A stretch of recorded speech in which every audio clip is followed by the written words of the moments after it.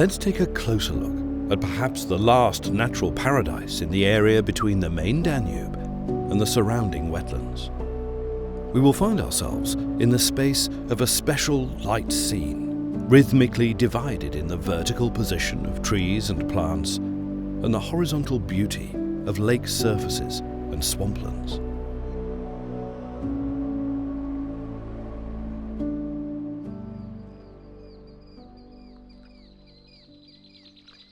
Spring has already finished its work. The resurrection of the nature of the Danube has crossed the threshold into summer days. The hot sun has risen over the floodplain forest. Birds fly into the dense crowns of the poplars. All living things take to the safety of the trees' shadows. Many of the trees will fall under the chisels of the teeth of the carver, the beaver, and settle at the bottom of the water.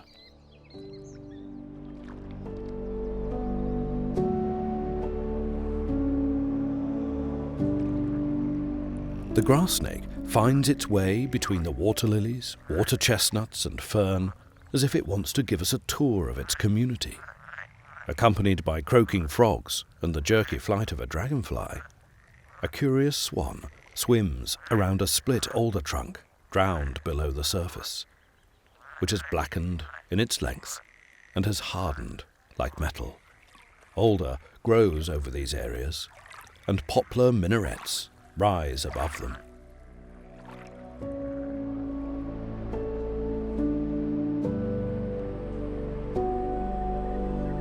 The regular turning of the seasons from spring to windy winters creates a diverse set of reeds and plants, which becomes a food cache concentrated down at the sinking bottom for the interest of birds and fish. Not only a good hiding place for spawned eggs, but also for successful nesting of birds.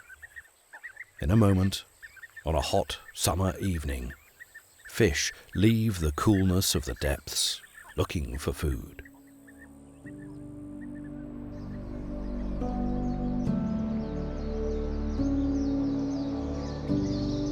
The birds have returned from their hiding places.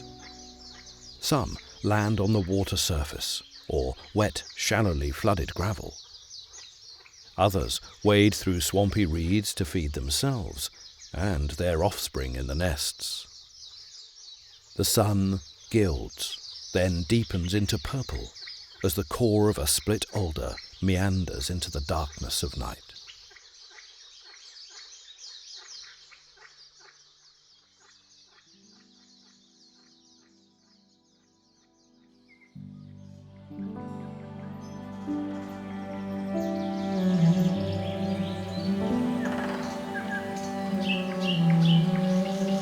Twisted yellow leaves fall silently over the tiny bodies of the wetland biotope. A great Capricorn beetle is heading towards an unknown destination. In the air, the wings of Emperor Dragonfly are flashing by, and the Danube salamander moves in the rocky, darkened water. The shallow water is suddenly stirred up by a kingfisher. He still manages to catch a small fish.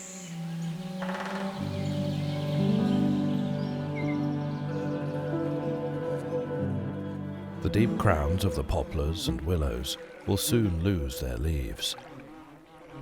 They stand dignified above the dried reeds.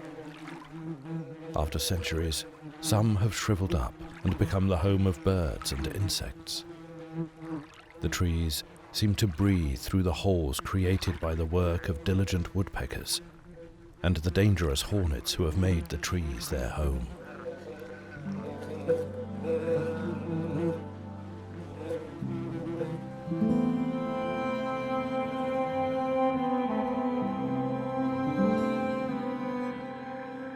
Elevations and thickets around field elms and orphaned trees are hiding instinctively reacting deer, waiting for their peace, perhaps an escape from a distraction. Only the water levels reflect the images of autumn, sprinkled with leaves. The sad mounds of anthills abandoned on the dry land no longer have ants to sting stray animals.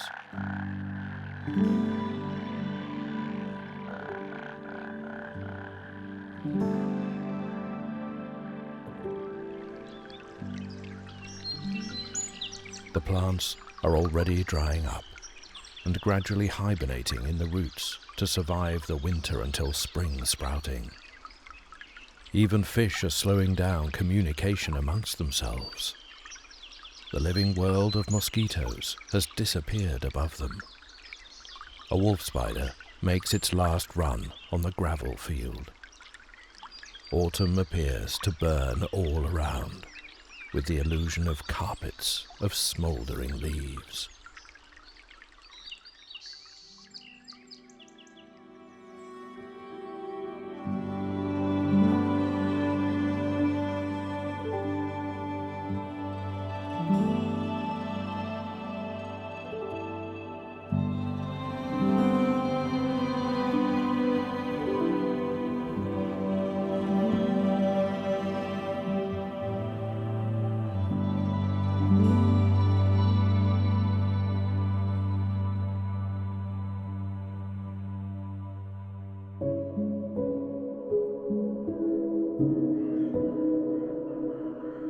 The winter solstice leans its chin against the windbreak of the trees as it bends the branches and lifts up the cawing crows. Above the partially frozen surface with cracked ice, petrified castles of trees protrude into the sky. Steep banks with deposits of wood and tangles of branches give the impression of a living trace of what once was. The dirty ice slide is a path for nutria, otter, and might hide the way to the beaver den.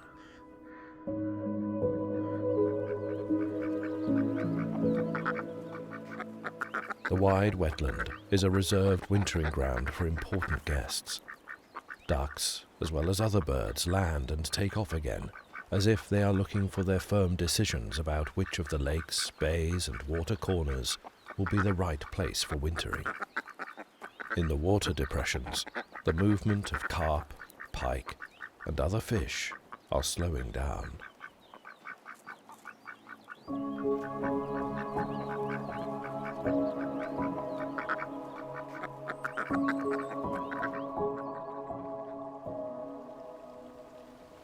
The paths of small and large animals cross in the icy debris.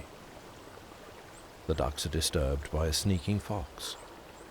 They take off with a crash in the silence of the swamps. Bitten twigs of invasive trees, especially willows, belong on the survival menu of animals. They bend over the roots in the clods furrowed by wild boar. Thrush carefully collect the seeds and other remains. Animals prepare to survive the season.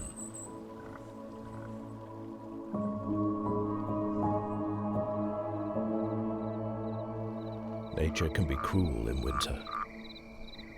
In the silence of the night, under the tops of the lonely trees, owls circle, watching for the telltale movement of small birds and rodents as they forage for their own meal. Survival instinct encourages frequent movement for animals not in hibernation, who would otherwise freeze and be swallowed by the world transformed by ice.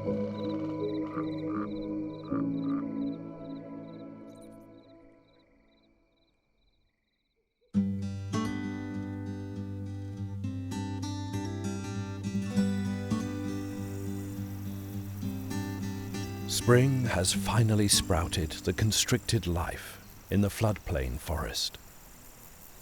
Flowers spread under the trees into the endless distance. Leaves turn green, and the wild garlic flowers are awakened. Birds are singing along the edges of the thickets as they begin their courtship. The emboldened ones enter the floodplain forest scene.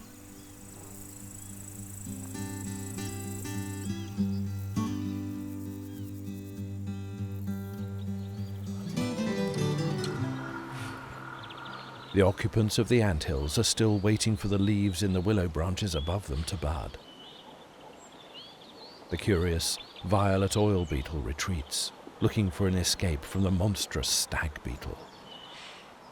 The tenacious beaver and his family split the water behind them as they swim to the soft wood of young trees, whose juicy delicacies will soon turn to grated pencils.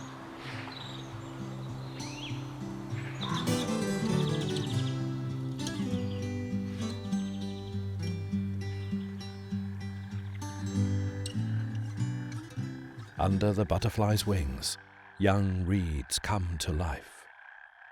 All the unique flowers float towards the wetlands that have been awakened by the croaking of frogs. They lay in the decoys and put out into the world the glass translucencies of the eggs with their offspring. Even at the surface of the lakes, in their shores, delicate fronds of water ferns and lily pad anchors are breaking through the surface.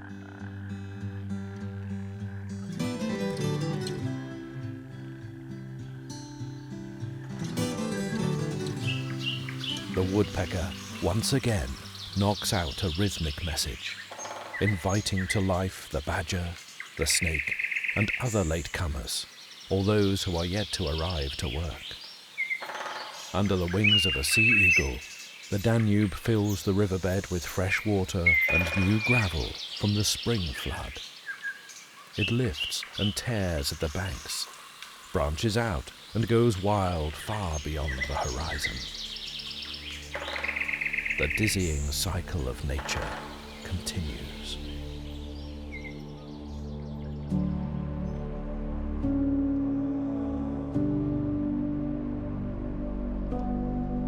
Here, in the protected area of the Danube floodplains, there is still that unique, vulnerable place of the rare habitat of flora and fauna, which is interrupted only by spring and summer fluctuations in the levels of wetlands and river pools.